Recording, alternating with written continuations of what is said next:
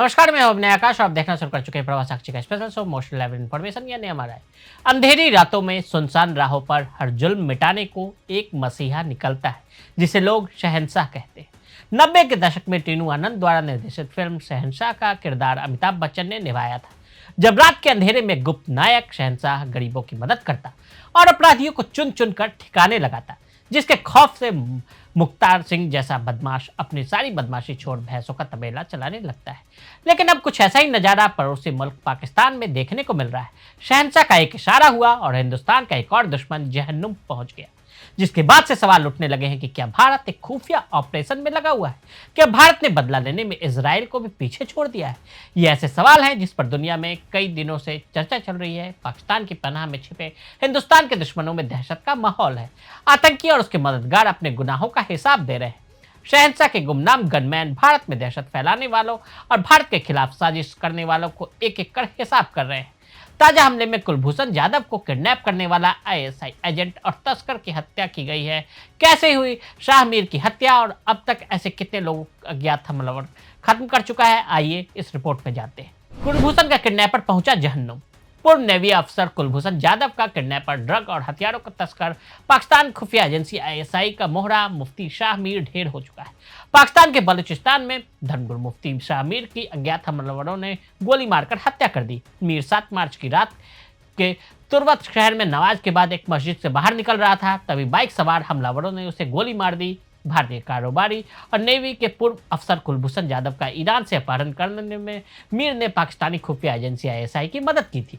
पाकिस्तानी अखबार डॉन की एक रिपोर्ट के अनुसार गोली लगने के बाद मीर को तुरंत अस्पताल ले जाया गया, जहां उसकी मौत हो गई। मीर मुफ्ती की आड़ में मानव और हथियारों की तस्करी में लिप्त था। वह इस्लामी कट्टरपंथी राजनीतिक दल जमीयत उलेमाए इस्लाम से भी जुड़ा था। पिछले साल मीर पर 2 बार जानलेवा हमले किए गए थे। कम ही निकलता था बाहर। मीर जमीयत उलेमा इस्लाम नाम का एक इस्लामिक कट्टरपंथी सियासी पार्टी का सदस्य था। वो मुफ्ती होने की आड़ में हथियार और मानव तस्कर के रूप में काम करता था। वो आईएसआई का मददगार भी था। इसके अवसर पर पाक के उन आतंकी शिविरों में जाने की खबरें भी मिलती रहती थी, जहां भारत विरोधी योजनाएं तैयार की जाती रही। रिपोर्ट में दावा किया गया कि मीर लंबे समय से पाकिस्तानी सेना को बलूचिस्तान क्षेत्र की खुफिया जानकारी देता था।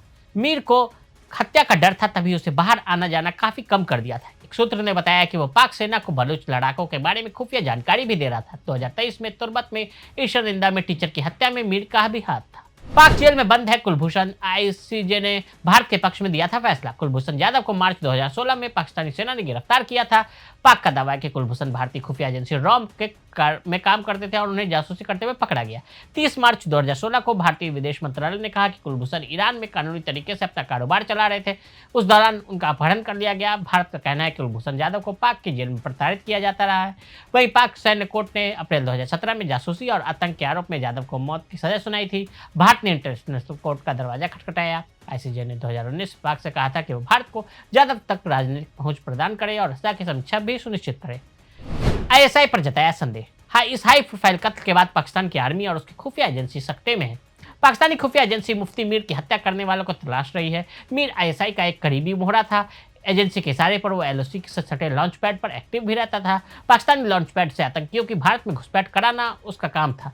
जैश अल अदल के ईरान को भी उसके 2 बेटों के साथ नवंबर 2020 में तुर्बत में कथित तौर पर आईएसआई ने मार डाला था। संदेह है कि मीर को भी आईएसआई ने खत्म कराया है। कुछ समय से चल रहे संघर्ष का यह नतीजा माना जा रहा है। इससे पहले कुलभूषण जाधव की किडनैपिंग से जुड़े एक और शख्स कर्नल हबीब जाहिर पर गोली चल चुकी है।